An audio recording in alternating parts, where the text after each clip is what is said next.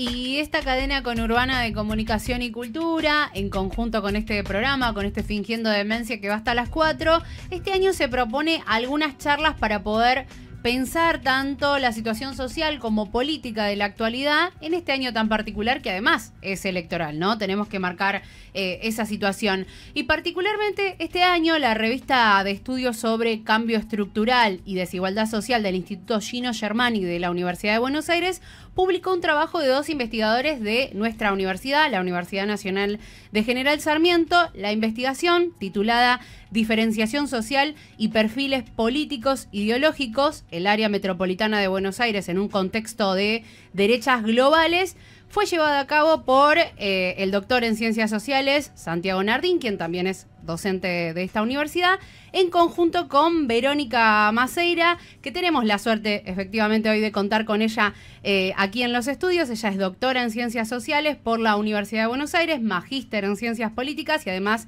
investigadora, docente titular del Instituto del Conurbano de la Universidad Nacional de General Sarmiento. Vamos a adentrarnos en lo que fue este estudio de la mano de ella, una de las protagonistas. Verónica, bienvenida. Muchas gracias, chicos, por la invitación y bueno, felicitaciones por lo del cruce y felicitaciones por el streaming que estamos medio estrenando, ¿no es cierto? Apenas unos días estamos llevando Buenísimo. a cabo, Verónica. Bueno, muchas felicitaciones a todos los compañeros y compañeras y a toda la Secretaría de Medios de la Universidad, que nos pone muy orgullosos y orgullosas. Muchas gracias por las felicitaciones y muchas gracias a vos por venir y acercarte acá a los estudios que bueno, hemos montado también para hacer todo esto.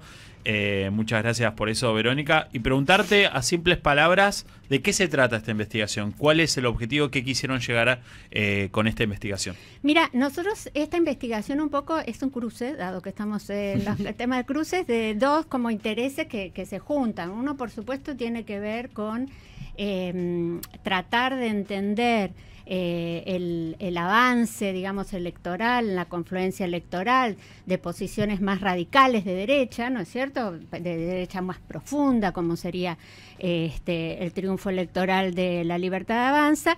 Eso junto con una investigación como de largo plazo y largo aliento que nosotros tenemos, que es tratar de entender cómo las diferencias sociales al interior de la clase trabajadora y de los sectores medios tienen algo que ver con la manera en la que nosotros nos posicionamos ideológicamente y también políticamente, digamos. Esta es una pregunta medio clásica, digamos.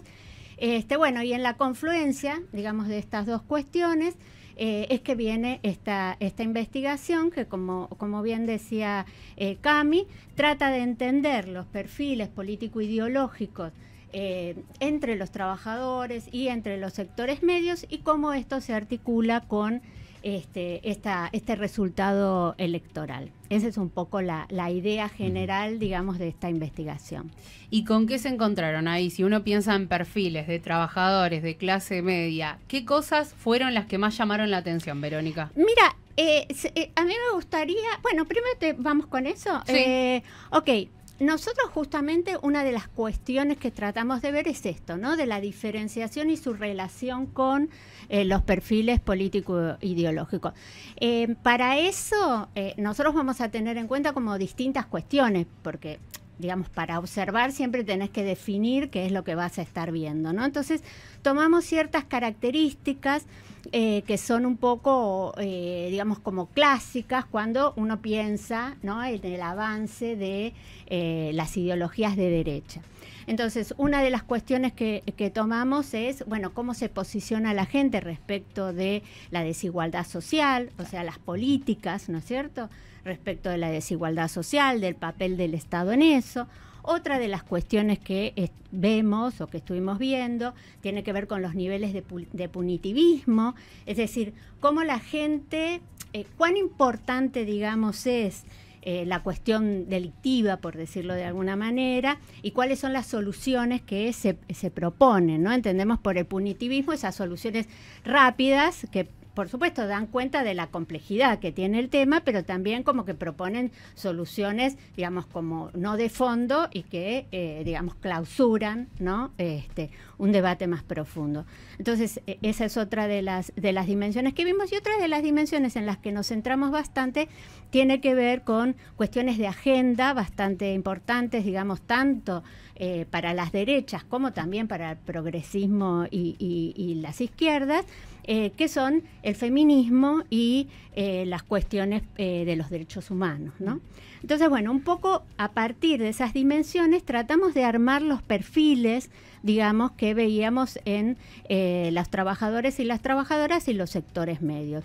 Digamos, una cosa bien importante, digamos, para meternos ya en lo que estuvimos viendo, es que lo que se observa en términos generales, ¿no es cierto? En términos agregados. Eso, digamos, nos llamó la atención, ¿no es cierto? También, en primer lugar. En primer lugar, digamos que lo que nosotros vemos es que hay un nivel de apoyo relativamente importante a la intervención del Estado, digamos, a las políticas que tienen que ver con la cuestión tributaria, digamos, con impuestos, sobre todo impuestos a las grandes fortunas, menos en el caso del campo, digamos, también un poco porque hubo tremendo problema, digamos, tremendo conflicto, eso quedó muy mellado. Entonces, ese nivel alto de apoyo también es importante. Hay un nivel medio bajo, dependiendo de qué estemos hablando, de apoyo a las políticas que tienen que ver con las transferencias sociales de ingreso, es decir, los programas que normalmente la gente llama planes, digamos, y que no son planes, sino que son programas, y que en todo caso aquellos que no tienen una contraprestación laboral.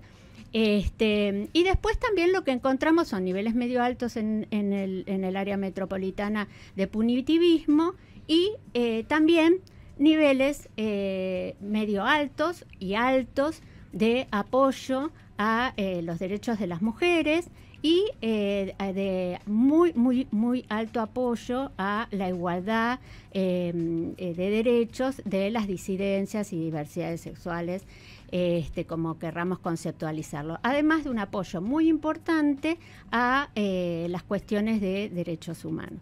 Digamos, esto último, digamos, es quizás lo que no esperábamos, digamos, tanto, en el sentido un poco de que esta agenda tan de derecha radical que propone La Libertad Avanza no necesariamente, digamos, está interpretando digamos, un clima generalizado o no al momento, al menos de la elección, ¿no?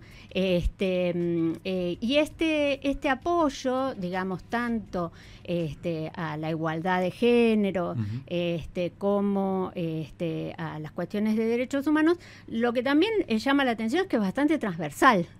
Digamos, por supuesto que tiene sus sesgos, ¿no es cierto? Pero es bastante transversal. Sus sesgos tienen mucho que ver con sesgos de género, por supuesto, y digamos, bueno, desde digamos, un poco a contrario de lo que, digamos, de lo que se dice y de lo que también sucede, digamos, que Milei tiene un apoyo mayor entre los chicos, ¿no es cierto? Y las chicas. Eso no quiere decir que los chicos y las chicas se coman, digamos, tomen todo el paquete. Claro, eso, ¿no es eso te iba a decir, porque marcaste que hay un alto apoyo con las cuestiones de género, un alto apoyo con las cuestiones de derechos humanos, 2 puntos que Milei ha sido muy crítico, ha criticado con fiereza esas 2 posturas, de hecho hasta ahora lo sigue manteniendo. Igual así decís que se mantiene muy alto el apoyo, por lo menos el acompañamiento a estas medidas.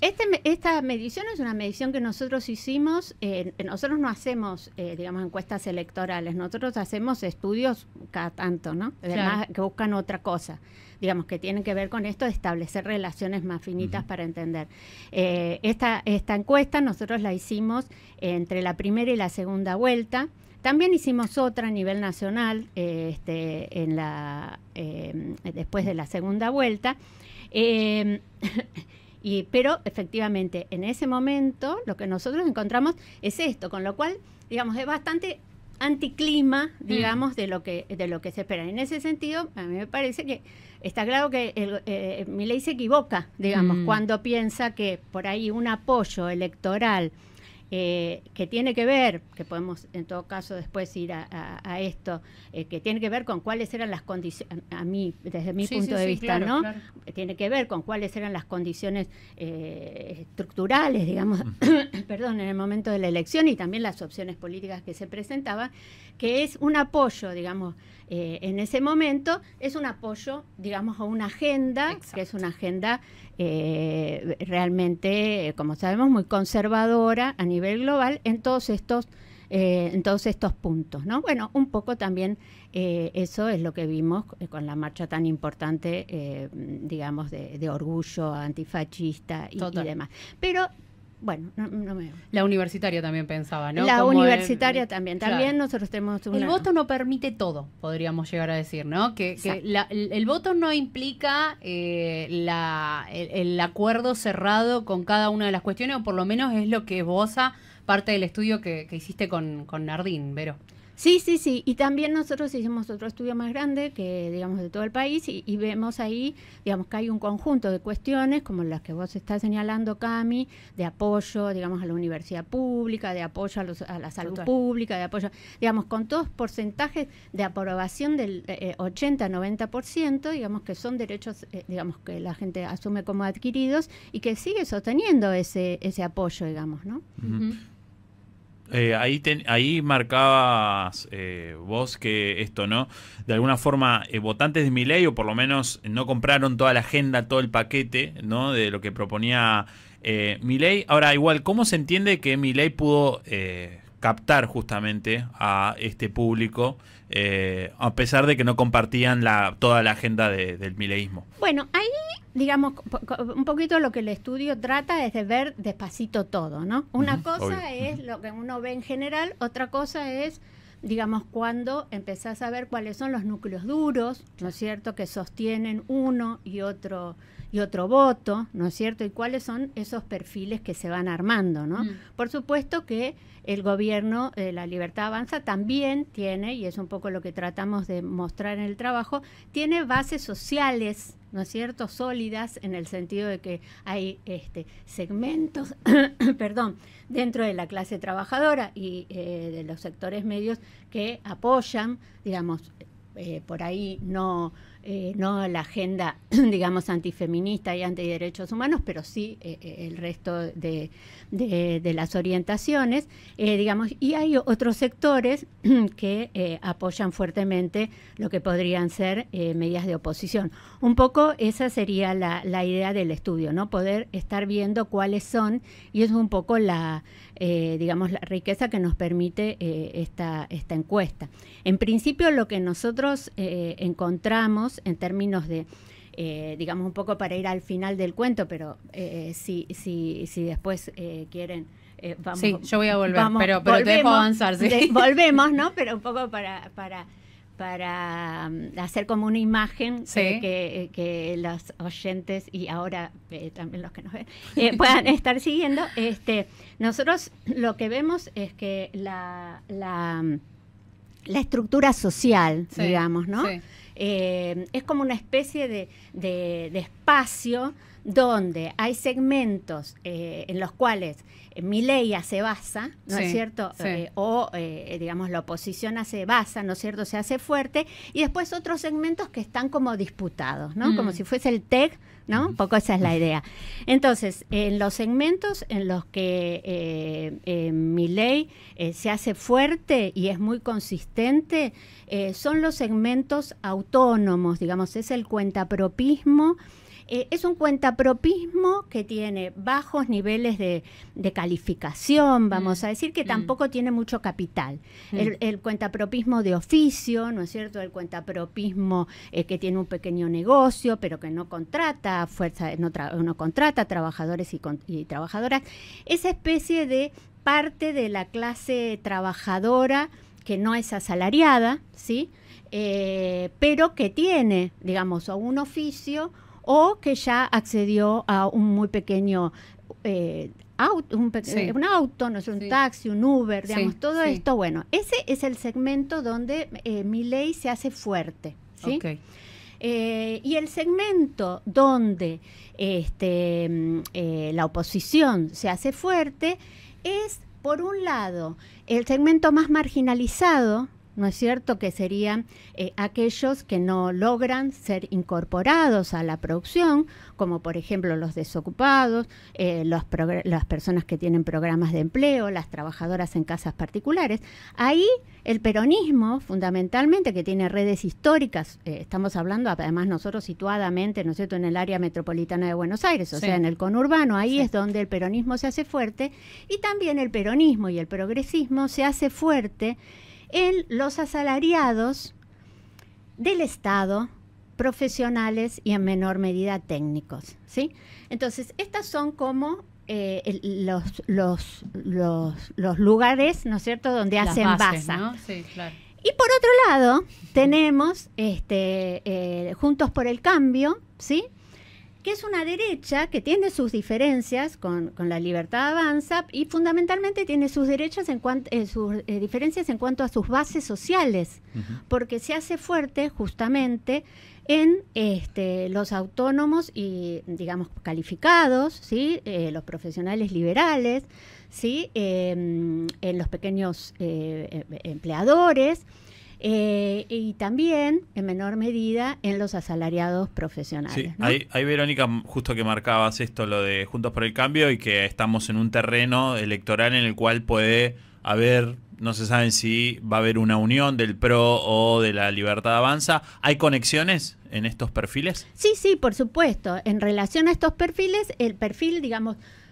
como muy, vamos a decir, más radicalizado por derecha, digamos, sería este primer grupo, digamos que... Pero en relación al propio perfil, este perfil, por ejemplo, de profesionales asalariados privados, de directivos, ¿no es cierto?, Claro. de empresas, digamos. Bueno, es un perfil fuertemente meritocrático, con bajos niveles, digamos, de antagonismo social, digamos, con muy bajos niveles de apoyo a políticas que puedan estar aumentando los impuestos, ¿no es cierto?, aunque no necesariamente con bajos niveles de apoyo a las políticas de transferencias sociales. Eso en relación a este sector también hay que decirlo.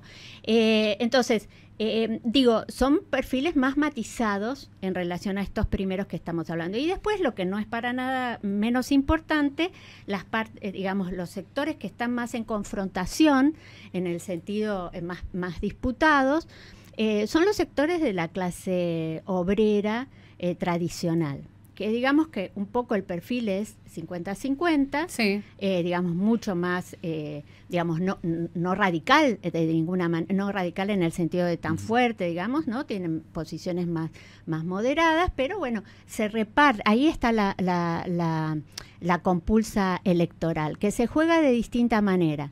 En la Ciudad de Buenos Aires se juega entre el peronismo, el progresismo y el PRO, y en el conurbano entre el peronismo, el progresismo y La Libertad Avanza. Digamos, si vos lo separás todo, digamos, este rompecabezas se arma así. Sí, ahí pensaba, Verónica, y esta diferenciación que hacías respecto de los trabajadores autónomos, ¿no?, y el rol del Estado para con determinados trabajadores, planteaste ahí asalariados, quizás clases más populares, metiste ahí parte de mano de obra calificada, quizás profesionales, ¿no?, versus trabajadores autónomos, monotributistas para nosotros y nosotras. ¿Qué pasa ahí y cómo juega el rol del Estado, si es que pudieron observar algo de esto? Porque uno podría llegar a entender que, bueno, a mí no se me garantiza nada, ¿no? Lo que yo me lo garantizo yo solo siendo monotributista. ¿Entra ahí algo del discurso de Milei que se ha colado? Sí, sí, entra mucho eso, y eso fue un poco lo que nosotros tratamos de ver. Digo dos cosas. Primero digo otra cosa y después voy a eso. Sí. La primera cuestión tiene que ver con qué es lo que pasó con estos segmentos en la estructura social. O sea, qué les pasó en términos económicos y sociales a estos segmentos, ¿no? Entonces nosotros, como estas son investigaciones más largas, ¿no?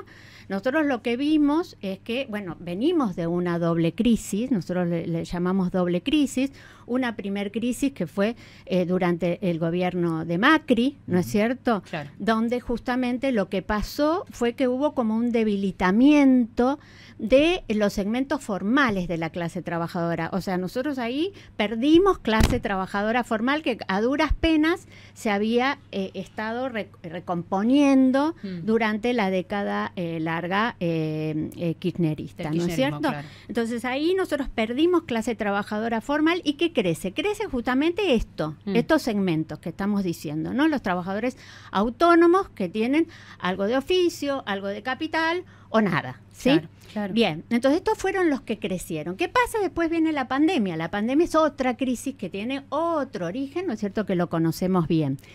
Ahí lo que pasa es que tanto estos que crecieron durante el periodo anterior como el asalariado no registrado, ¿no es cierto?, el trabajador en negro que se suele decir, también, digamos, que había crecido un poco en el periodo anterior durante el macrismo, bueno, son los segmentos que quedan sobre llovido mojado, ¿no es cierto? Son los que quedan totalmente desprotegidos en términos de empleo. Total. Entonces, mientras el trabajador asalariado, cualquier asalariado, tuvo una permanencia en su lugar de trabajo del 85% en la pandemia, estos segmentos fueron expulsados en 30 o 40% dependiendo de lo que estemos hablando. Entonces, ¿qué pasó con ellos? Ellos fueron asistidos por el Estado durante la pandemia, pero, digamos, en niveles mucho menores. ¿Y qué pasó al final de la pandemia?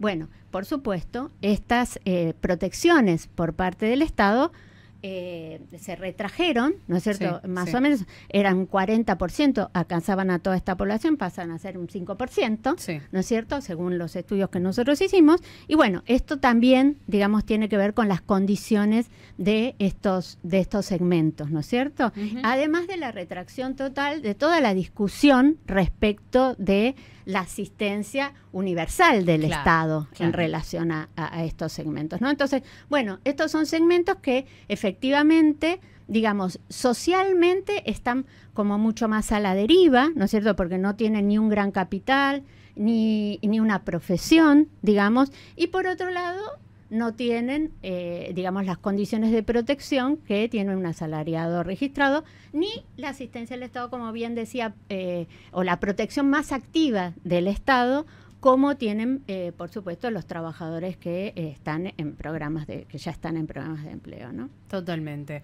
Parte de esto es lo que se lee en diferenciación social y perfiles políticos ideológicos en el área metropolitana de Buenos Aires, en un contexto de derechas globales, que es el estudio que hizo Verónica Maceira, que se vino hoy hasta el estudio en conjunto con Santiago Nardín. Verónica, por acá te agradecemos muchísimo los minutos y bueno, seguramente no va a faltar oportunidad para que vuelvas. Bueno, mil gracias, chicos, encantada. Verónica Maceira con nosotros y nosotras. Ella es doctora en Ciencias Sociales por la Universidad de Buenos Aires, magíster en Ciencias Políticas, investigadora, docente titular del Instituto del Conurbano de nuestra universidad.